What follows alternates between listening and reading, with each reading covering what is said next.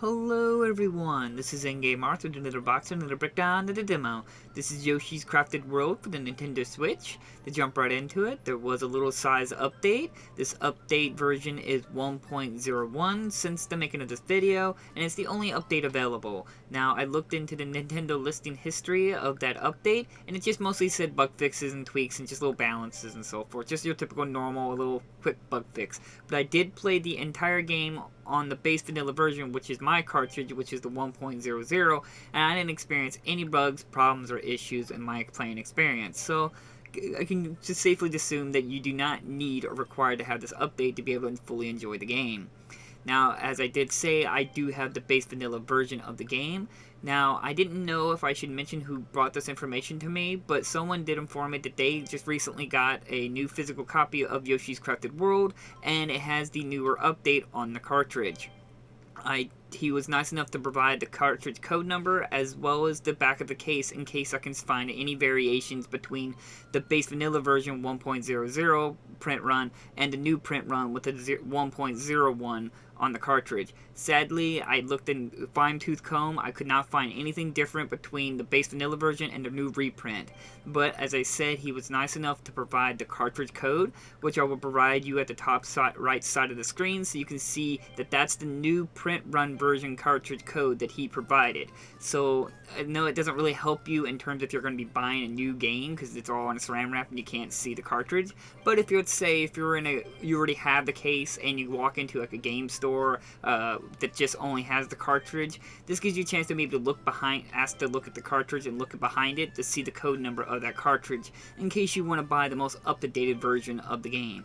Now, please keep in mind, this is just a small little update. It's not ultimately required, so it's not something you can ultimately have to go after your way to go get, but in case you are a complete collector and like everything on cartridge or like to have the most up-to-date version of that game, that little cartridge code that I provided will help you find it. Now, granted, this is for only the US release. I do not know if these cartridge codes and so forth like that are the same with other regions in terms of Asia and PAL. Okay, now that I got that out of the way, now on to the game. Yoshi's Crafted World, as I said, played the entire thing, and I generally had a great time with this Nintendo game. I thought at the beginning the game was going to be a really simple game again, where I was just going to be really just bored out of my mind with like Kirby's All-Star Star Allies, and surprisingly the game does ramp up in difficulty, as well as the environment and design of the game is very well balanced in terms of providing a more ease experience for new players or people who may not be experiencing games, as well as it slowly ramps up in difficulty compared to something like Kirby's Star Allies, where it just felt like the same generic setting over and over and over and over. Well, this game had different levels, different designs, as well as different learning aspects to it that taught the player to be able to do better and get better compared to the last game I covered, which just felt repetitive. The game does support 1 to 2 players, and that's really neat if you have someone you want to play with, so that's great as well. I did not play with other people, I just played it specifically single player wise. I do like the environment and the soundtrack to the game, though there was some minor little gripes here and there that I thought that just felt artificially lengthening the game, and just other aspects that were kind of annoying. First off, one of the annoying aspects of the game is when you throw your eggshell as Yoshi, he repeats the same sound effect every single time you're aiming, and this gets really old really quickly. I constantly hear him make this sound. It gets annoying really quickly. I'm surprised that Nintendo didn't notice this and probably change the sound effect, at least have like 3 or 4 other sounds he'll make. So that's it gets old quick. As well as that there is an artificial extension of the game to make the game feel a little bit longer, where when you beat a level, you will meet a robot who will tell you that he has special little requests for you to do. And this is great, this makes you be able to do something more for the levels. The problem is that you can't do this until after you beat all the levels.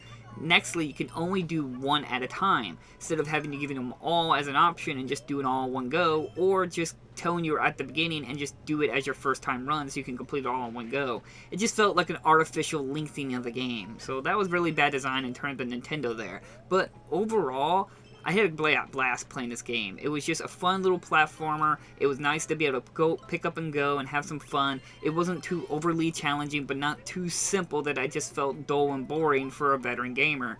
It kept me on my toes, and there many times that I got hurt or got killed or had to start killed, but lost the level and had to start over just because I got overconfident or just got complacent. So that's really nice to see that it was still a challenging and rewarding experience, and I personally felt that this game was heavily inspired by Little Big Planet. I know some people with Nintendos and fanboys and stuff like that like to throw the console war junk out there, but I particularly think that this game had some inspiration with it, and that's nothing wrong with that. That's great, because Little Big Planet is a very artistic and well-designed world, while this kind of had that inspiration where everything's like all a crafted material. It's all like a tiny version of kind of tiny world and everything, like bottles and stuff like that, and just cardboard boxes and all this other stuff. I could go in massive detail, but I would like to see you guys explore it, because it's fun to see, like, oh, I know what that is, and they just redesigned it. The boss fights are not super hard, but yet still challenging and rewarding, and a unique way of presenting the boss fights, as well as there's many different kinds of levels that have different aspects than just a normal platformer to run left and run right, to like racetracks and so forth. Again, I actually had a blast playing this game, so I'm really glad to have this on my shelf, and I almost passed it up because I was worried about it being like another Kirby Star Allies, but so, lo and behold, it was actually a really joyful experience for me. I haven't completed everything in the game, because there is some quite challenge in that, and that's why I particularly like the game, and why I say it had a little bit of inspiration of Little Big Planet. There's a reward for not getting hit, going through the entire game with full life. There's a reward for getting 100 coins in your run. There's a reward for finding all 10 or 20, I think it's 20, red coins in the level, and it gives you a replay value. It gives you something to reward and strive for, and even after you've beaten the level, it gives you something to come back to. As well as that some levels have a B side, which you do a flip around the back side of the level, which I thought that was generally a great idea, because it gives you a different perspective of the level design. It was just a really joyful time, and I felt that this was well worth my money and time of getting of a full price game, as well as give you a load of content, as well as being fun and easy for younger players or newer players or less experienced players. While it still taught you to get more challenging and learn, but yet it wasn't so unfair. As well as that, lo and behold, it actually even has a difficulty system where, in case it is too hard for you, or you may be dealing with younger players who are struggling, you can make the game a bit more easier. Again, I have nothing against that. That's well and good. I prefer to making things be able to be more access for players. So, in my personal opinion, this is definitely one of those little games you can probably definitely go out of your way to get for your Nintendo Switch. It's not super challenging, it's not something ultimately unique, but the experience was rewarding, fun, and just a good time to play it on my Nintendo Switch. So, in my personal opinion, should you go out your way to try to look for the special name or reprint version, the 1.01? It's not ultimately needed, but if you are a Nintendo fanboy or